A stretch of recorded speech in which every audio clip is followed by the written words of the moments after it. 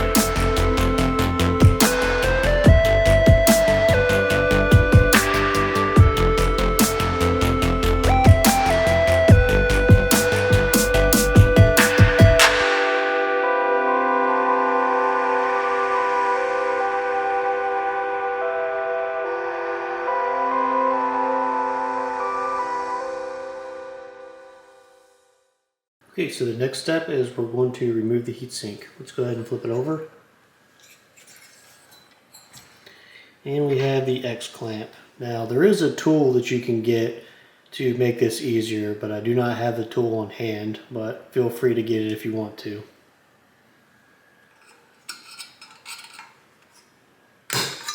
We're just using a flathead screwdriver. Kind of put it over there in the corner and just kind of twist it a little bit and it'll pop up. And there it is.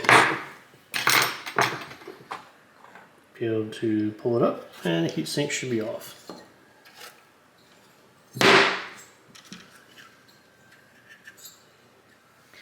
We're going to go ahead and clean up the heatsink and the CPU, and we're going to use some Arctic Clean thermal material remover. You can use rubbing alcohol if you want to. I just happen to have this on hand. A couple drops here, a couple drops here.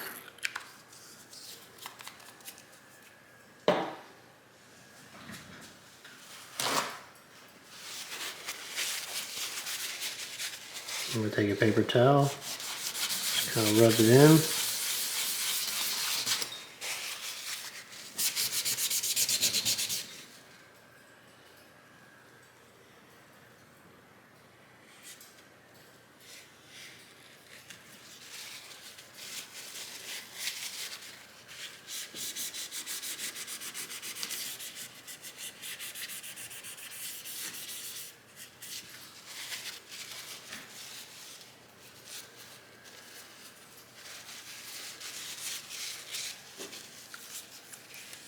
Okay, I'm going to use a couple more drops.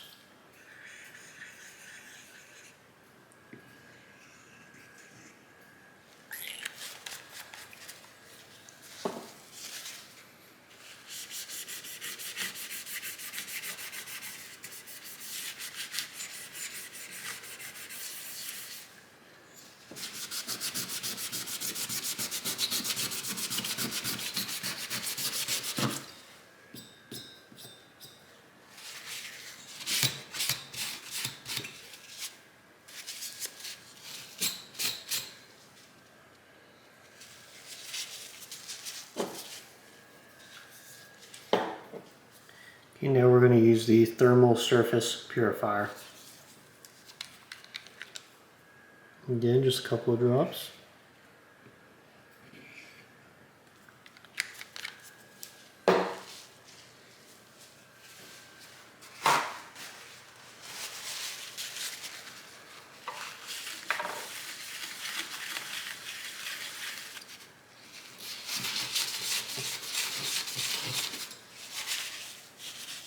Okay, looks nice and clean.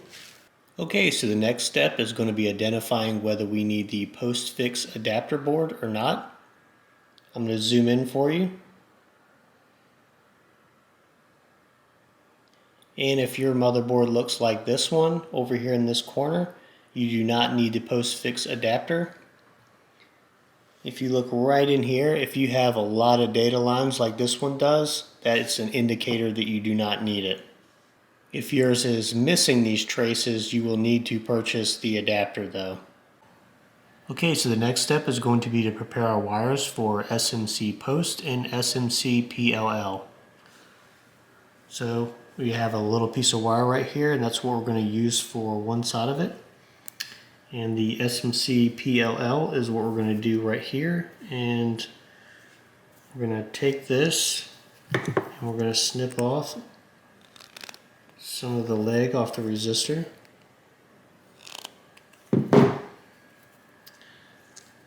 Just going to take one end right here. Just going to wrap it around.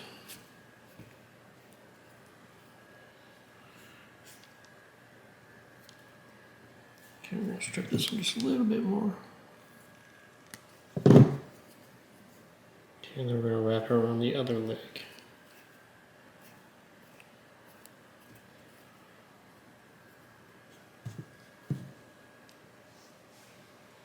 Okay. So we're going to add a little bit of flux. Okay. I'm going to solder it.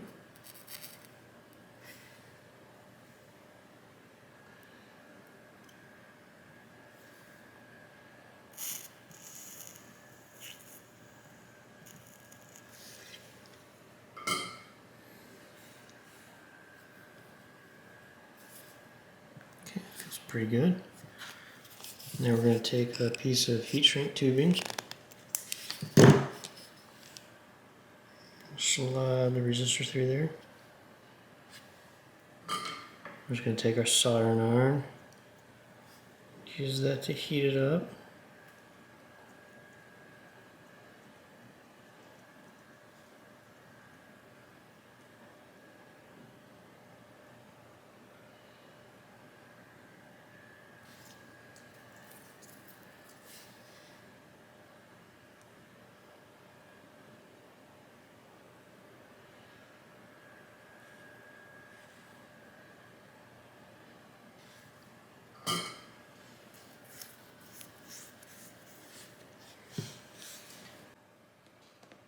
Okay, the first connection we're going to make is going to be the SMC post wire. And the first point we're going to solder to is going to be this one right here. Let's go ahead and add some flux.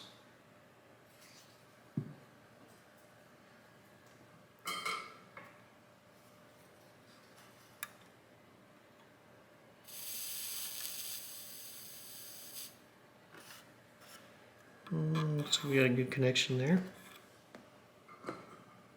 So the next connection we need to make is going to be this point right here, and that is DB3R3 on the silk screen.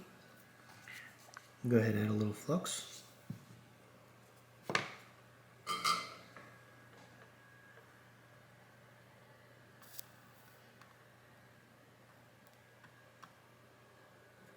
Okay, feels pretty solid. The next connection we're going to make is going to be DB3R4. That connection is right here. Okay, feels pretty good. Okay, so the last connection you need to make on the SMC PLL, you're going to find on the silk screen C5R35, and right in between the 3 and the 5, there's a tiny little via. You have to scrape away some of the solder mask, and you want to be very, very careful while doing this. Take your time and clean it with rubbing alcohol as you go so you can see if you're getting it away. And once you've exposed the via, you're going to add a little bit of flux to it, and you're going to solder that last wire to it. I'm going to zoom in as much as I can. That's the best shot I can give you on this. I can put up a picture on the screen and hopefully I can give you a clearer shot of that. But this is the hardest part of the whole thing. If you can get this, you can get the rest of it.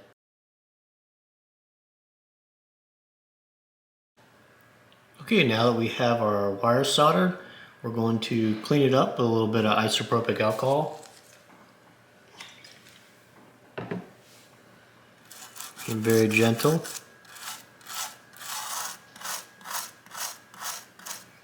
Especially with your tiny connection over here.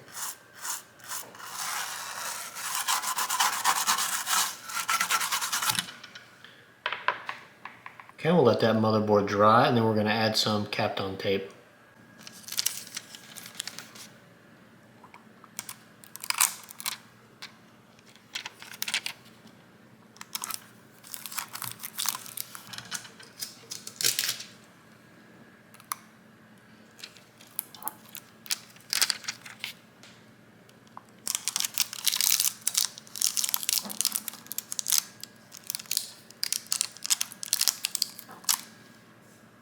Okay, that looks pretty good. We're going to go ahead and flip it over and continue on the other side. We're going to put the heatsink back on. I'm going to add a little thermal compound.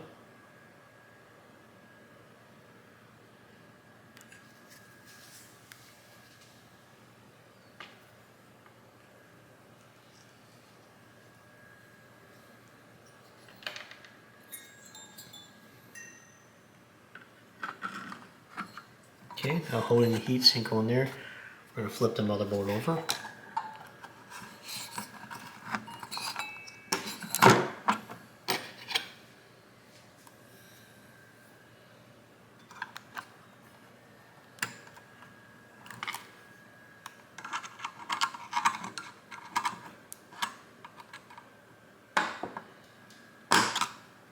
Okay.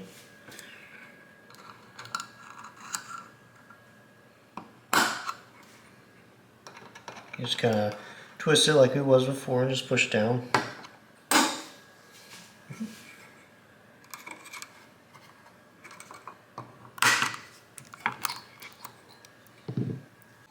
Okay, so the next step we want to do is to identify the NAND flash memory. If yours looks like this one's a 4 GB. And the tool that we're going to use to dump and write to this is going to be this 4 GB USB tool.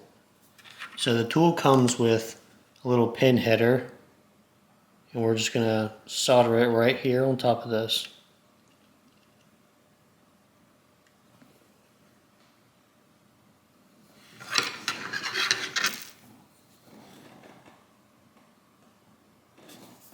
The pins are very tiny, so take your time to get it lined up.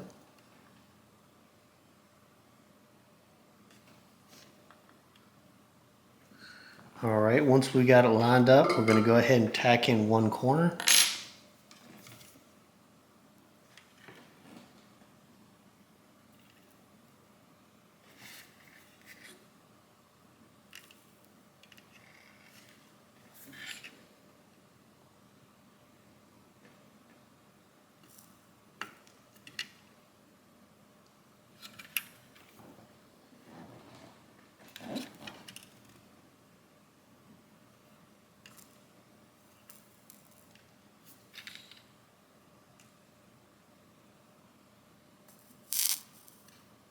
We're going to tack in the top corners.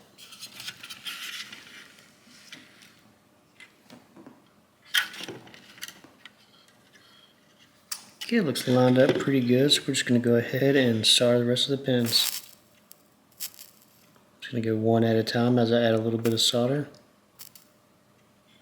Doesn't take much.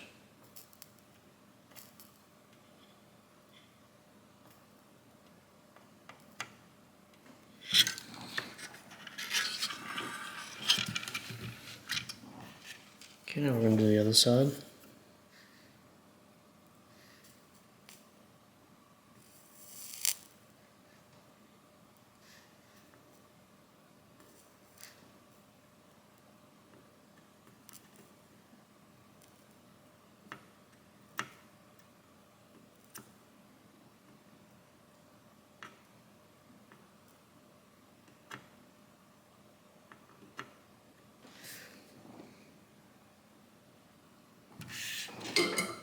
Okay, let's clean it up with a toothbrush and a little bit of alcohol.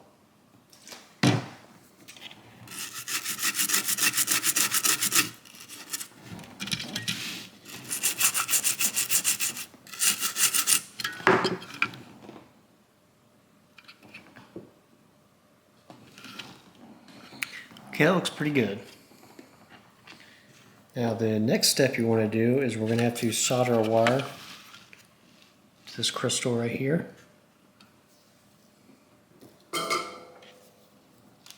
We're going to go ahead and put a little solder on it.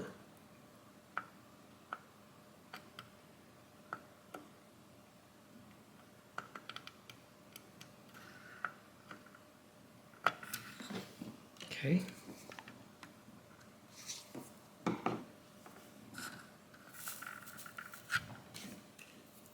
Then we're going to solder this little wire on there.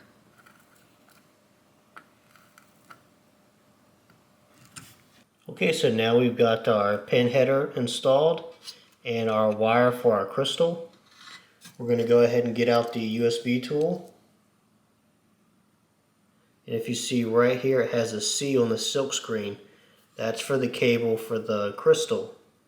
So you're going to make sure that your plug goes into it orientated just like this.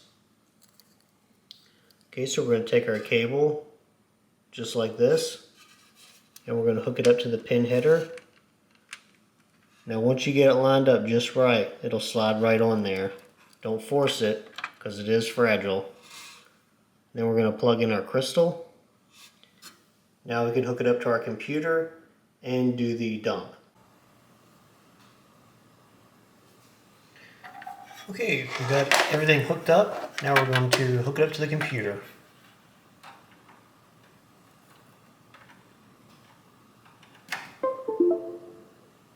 You'll see the little blue activity light come on. Okay, so you'll notice it says format disk. Do not hit format disk, just hit cancel. We're going to open up JRunner. And we're going to read the NAND. You notice that it mounted to drive letter H, so we're going to click that and then read it. Okay, just let it do its thing.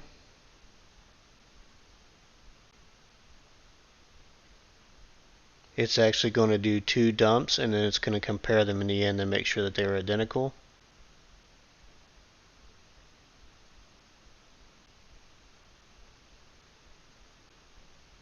Okay, you see that they are a match. So we're going to check the little RGH tick and we're going to create the XELL file. Okay, the file's created. Now we're going to write it. Just click yes. Okay, now that we have this file as written, we're going to disconnect our USB tool from the Xbox. Okay, so now we got the USB tool disconnected. We've plugged in the Ethernet cable, HDMI, and power, and we're going to power it on.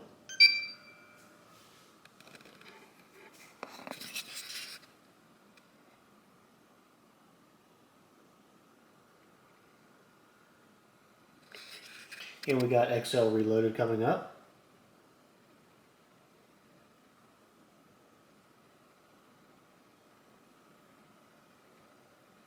Okay, you'll notice that my networking IP address is up. So I can actually take that IP address and type it into JRunner, and we can get our CPU key. Okay, so we're going to type in our IP address that we just got, and we're going to click the Get CPU Key. Once the key is found, we're going to create XE build.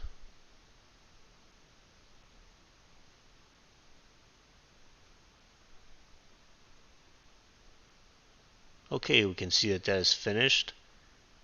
Now we need to hook our programmer back up. Okay, so we want to hook our USB tool back up.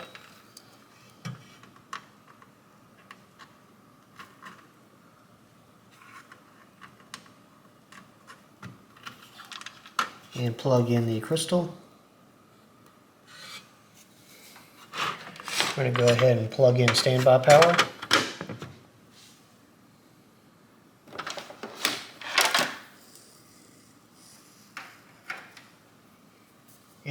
attach it back to USB. Okay, so the next step we're going to do is we're going to write the XE build. Just click on the drive, write, and then when the little dialog box pops up, hit yes.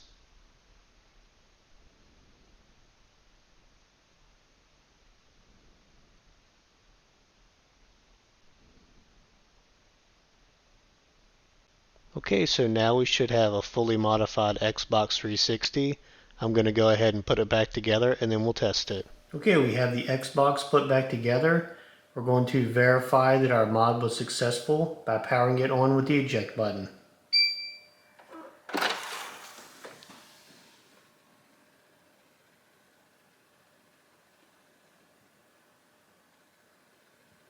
Okay, XL Reloaded is up. Our mod was successful. If you found this video helpful, please like, comment, and subscribe. Thanks for watching the video.